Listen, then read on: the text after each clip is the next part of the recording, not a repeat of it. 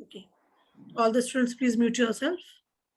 So, students, we have studied about the studying a hospital internship program, and myself again with you, Dr. Archana Gupta, clinical nutritionist and lifestyle coach, HOD Nutrition Dietetics Department, Chandra Lakshmi Hospital, Vaishali. Till now, I have told you about the introduction, about hospital and administrative setup of the institution, and given you a website of our hospital as well.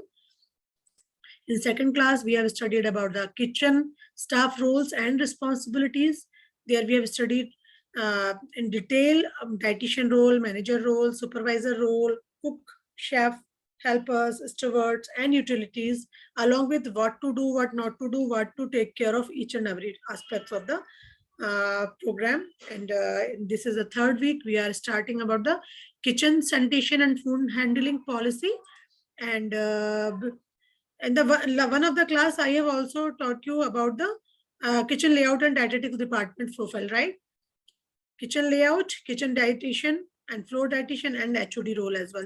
Okay. So, and then we will do today like this kitchen sanitation and food handling policy. I will cover today. Along with that, I will cover today about the what are the different type of this procedure we follow right like जब आप patient से मिलते हो पहली बार तो आप उससे कैसे बात करते हो, कैसे उसका न्यूट्रिशन असेसमेंट करते हो, क्या किस किस तरह की शीट्स हमको चाहिए होती है.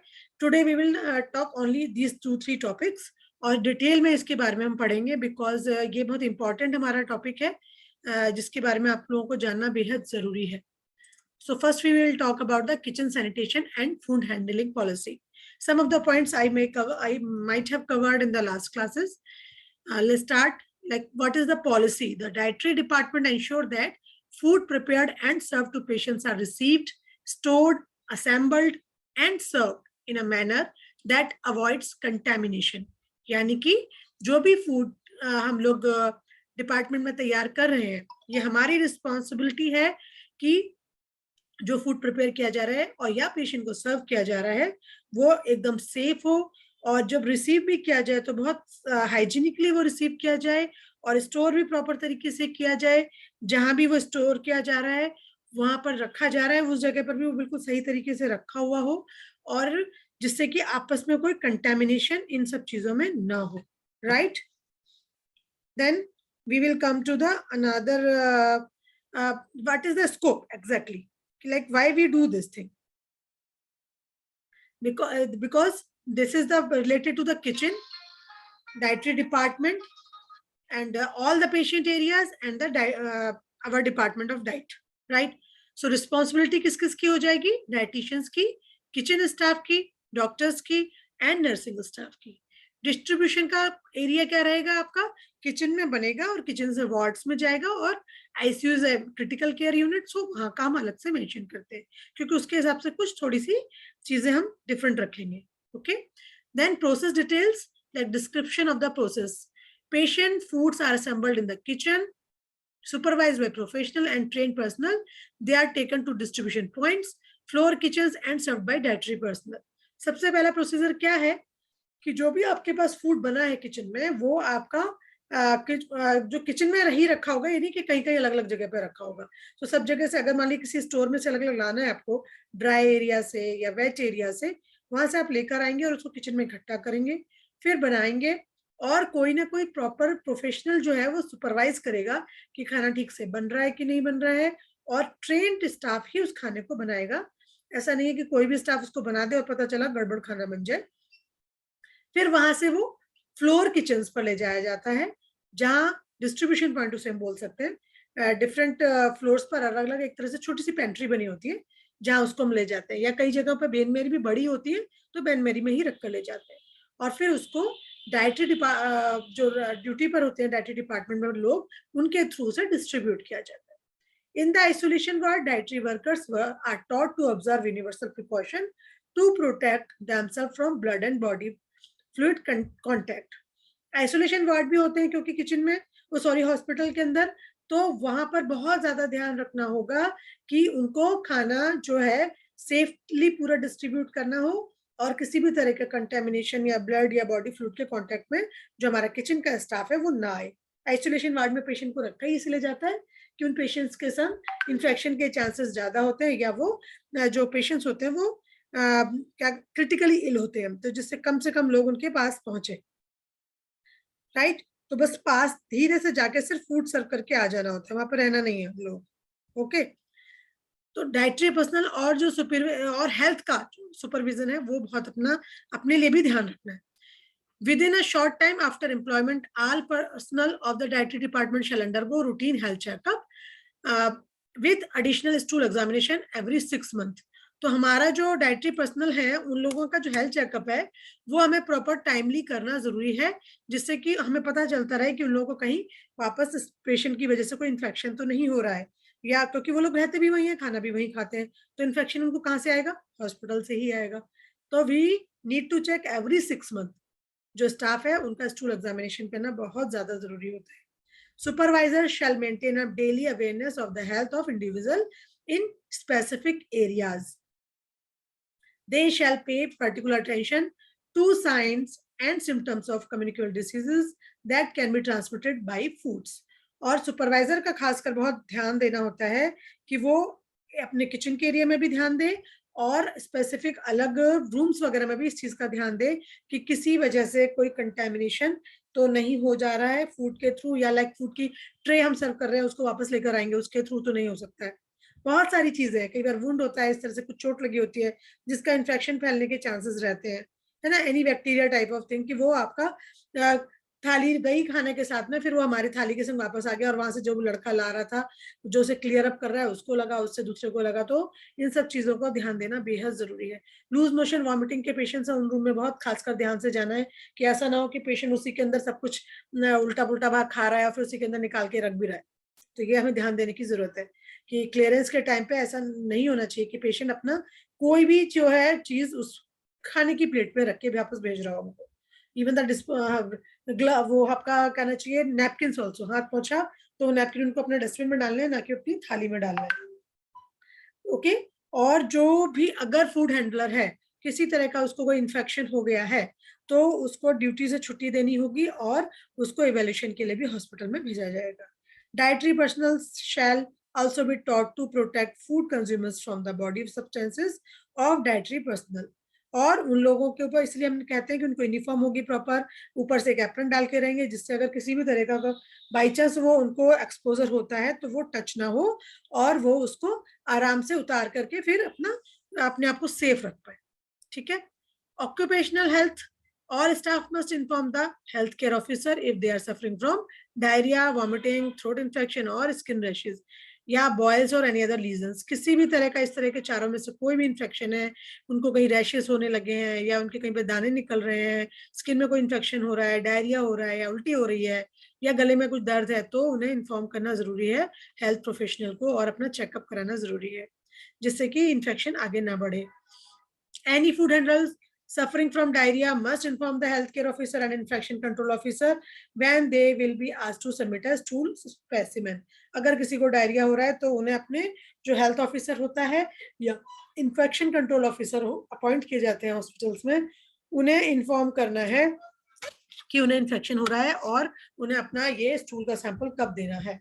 Staff suffering from diarrhea will not be allowed to return to work until they have been symptom free for 48 hours. अगर किसी स्टाफ को डायरिया हो रहा है तो उसको काम करने के लिए अलाउ नहीं करना चाहिए जब तक कि उसे 2 दिन लगातार लूज मोशंस ना हो, बिकॉज ये इन्फेक्शन होने के चांसेस है। कई बार हाइजीनिकली वो ठीक से मेंटेन नहीं किया, कुछ हुआ तो अननेसेसरी एक से दूसरे को इन्फेक्शन लग सकता है। It is important that managers monitoring sickness inform the healthcare officer and infection control officer if they have more than one member of their staff off duty at one time with a GI illness. Okay, ये बहुत important है कि अगर मान लो हमारे यहाँ पे suppose kitchen staff में से कोई भी 2 लोग बीमार पड़े एक साथ और दोनों को लूज मोशन से, इसका मतलब पूरा फिर चेक हेल्थ केयर ऑफिसर की ड्यूटी हो जाती है या आईसीओ की ड्यूटी हो जाती है कि वो चेक करे कि किस वजह से इन्फेक्शन या कोई प्रॉब्लम हो रही है। हो सकता है वाटर में कंटेमिनेशन हो सकता है फूड प्रिपरेशन में कुछ प्रॉब्लम हो, तो they should take care of each and everything, right.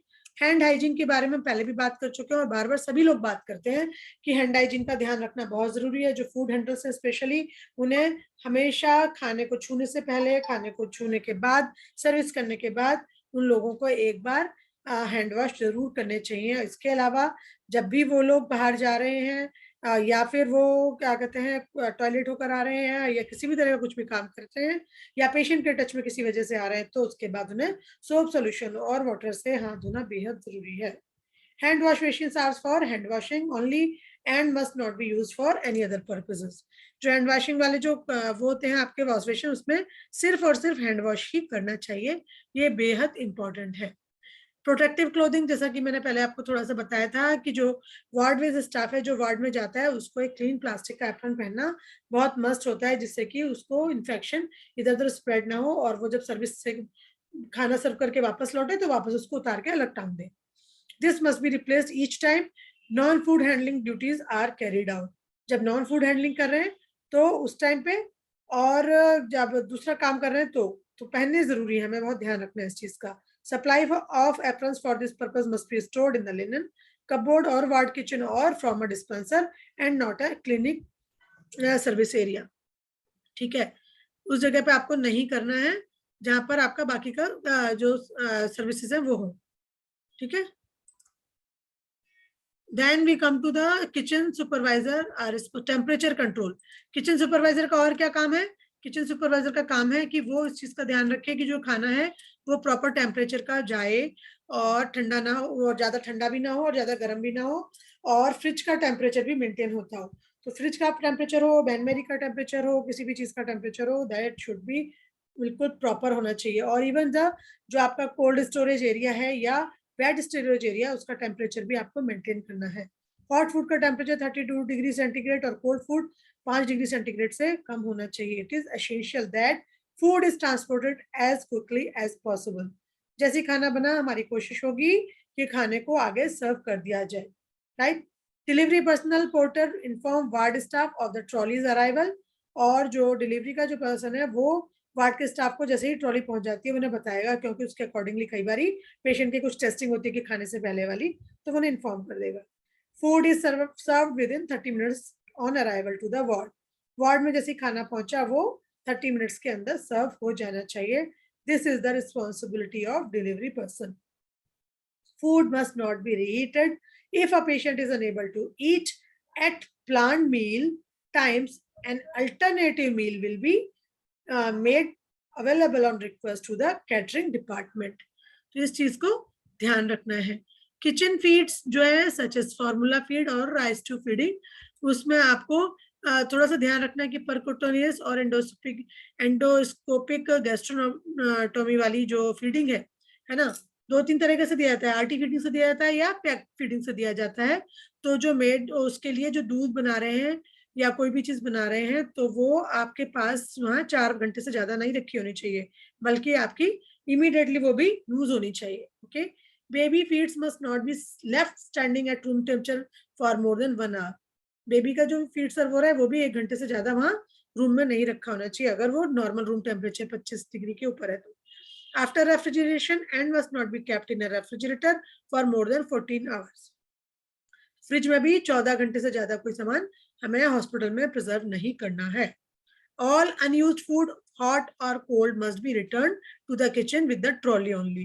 जो भी खाना बच रहा है, चाहे ठंडा हो चाहे गर्म हो, अगर वो यूज नहीं किया गया तो साथ के साथ किचन ट्रॉली के संग वापस चले जाना चाहिए।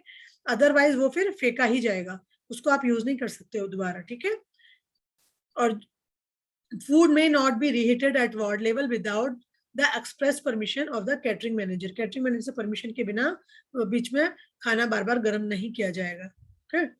रेफ्रिजरेटर जो आपका है वो डेली साफ होना चाहिए, उसमें अगर कुछ गिर गया वो भी तुरंत साफ होना चाहिए, और उसके डोर जो है प्रॉपर तरीके से बंद हो रहे हैं नहीं हो रहे ये चेक करना है। एंड डिफ्रॉस्ट वीकली, उसको बीच में हर हफ्ते हमको डिफ्रॉस्ट भी करना है, और शॉर्ट टर्म स्टोरेज के लिए ही यूज करना है। ऐसा नहीं कि हमने फ्रिज में कोई सामान भर के रख दिया और निकाल रहे हैं 1 हफ्ते बाद। Restrict storage of staff and patients personal food. Staff के जो पर्सनल फूड है या कुछ भी है वो उनको पेशेंट के फ्रिज में रखना वैसे अलाउ नहीं करना चाहिए। Sometimes when it is very much in need then it's okay, otherwise नहीं करना है। Where storage is essential, all items must be wrapped or sealed and labeled the date it was placed in the refrigerator. जब भी आप refrigerator में लेकिन अगर कुछ भी रख रहे हैं तो वो प्रॉपरली कवर्ड होना चाहिए और उसके ऊपर एक लेबल और डेट लगी होनी चाहिए. That is a must, as I told you earlier also about the FIFO, right? A nominated member of the ward staff must check expiry dates daily. Any food found to be out of date must be discarded. Refrigerators must be used for food storage only. ठीक है? Water dispensers, water in clinical areas come directly from the main RO water supply. Or machines must be cleaned daily and the drip tray emptied and cleaned on a daily basis by the housekeeping staff. ये जरूरी है क्योंकि ऐसा ना हो कि वो पता चला उसी के अंदर कई बार थोड़ा बहुत कुछ हाथ में लगा होता है, वो गिरता रहता है और वहाँ माइक्रोबियल ग्रोथ का एक जगह बन जाए और जिससे कि फिर अलग बार बार इन्फेक्शन होता रहे लोगों को. वेस्ट डिस्पोजल जो डाइटरी डिपार्टमेंट का है, दैट जो फूड किचन में वापस आ रहा है या डाइटरी जो वेस्ट है वो kept in covered bins in the department which are removed once a day by the garbage truck and the waste is then discarded. हमारे हॉस्पिटल में हमने 2 बार का सिस्टम बनाया हुआ है कि जो भी गार्बेज होता है वो इकट्ठा किया जाता है 2 डिफरेंट बिन्स में, एक ग्रीन एंड एक ब्लू. ब्लू में जो आपका जो कहना चाहिए क्या कहते हैं उसको, क्या बोलते हैं, ग्रीन वाला जो आपका है यूटिलाइज हो जाता है और जो दूसरा वाला ब्लू वाला है जो आपका वो आपका ड्राई वाला लाइक आपका एल्यूमिनियम फॉइल्स हो गई, प्लास्टिक शीट्स हो गई, नॉन डिग्रेडेबल वाला वो उसमें रखा जाता है. तो इन दोनों को और उसका सुबह शाम दोनों टाइम उसको नीचे भेज दिया जाता है जहां मेन उनका गार्बेज का स्टोर रहता है जहां से गार्बेज ट्रक आकर के ले जाता है. Contact with other discipline.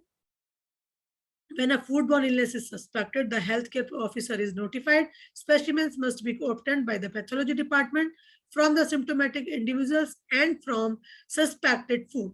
The healthcare officer will be responsible for obtaining significant histories and conducting the investigation of a suspected foodborne illness.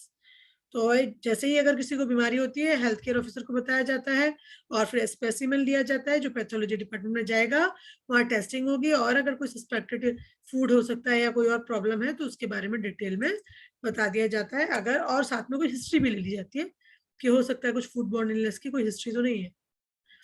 Housekeeping and cleaning. Clean the floor on a regular basis with detergent water के संग clean होना चाहिए. Cleaning utensils on a daily basis twice और thrice if required. Keep the area free from insects, rats and flies. Clean all sinks, wash basin and workstations at least twice daily. तो ये तो समझ में आ गया होगा इसलिए मैं इसको हिंदी में नहीं बताया. बेसिक पर्पस इज दैट कि आपका जो है वो सब कीड़े मकोड़े चूहे सबसे दूर रहना चाहिए, वहां पे कुछ कॉकरोच जैसी कोई भी चीज डेवलप ना हो, इस चीज का ध्यान रखना है ना. बर्तनों को दिन में 3 बार कम से कम या जितनी बार भी जरूरत पड़ रही है उतनी बार धोना है. फ्लोर को भी कम से कम 1 बार डिटर्जेंट और वाटर से जरूर धोना चाहिए. अगर ज्यादा पेशेंट का फ्लो है, ज्यादा वर्क है तो हम 2 बार भी धो सकते हैं. गर्मियों के सीजन में भी हम 2 बार धो सकते हैं. सारे सिंक, सारे वॉश बेसिन और जो वर्क स्टेशन है उन सबको प्रॉपरली धोना बहुत ज्यादा जरूरी है. तो दिस वाज द आपका हो गया हाइजीन प्रैक्टिसेस एंड आप फूड हैंडलिंग पॉलिसीज. तो किचन का सैनिटेशन में किस तरह से आपको ध्यान रखना है, क्या क्या चीजें करनी है, इस बारे में हम लोगों ने डिटेल में इस क्लास में डिस्कस किया. So in next class we will discuss about the detailed processes जो शीट स्टार्टिंग में पेशेंट से रिलेटेड आपके पास आती है, राइट?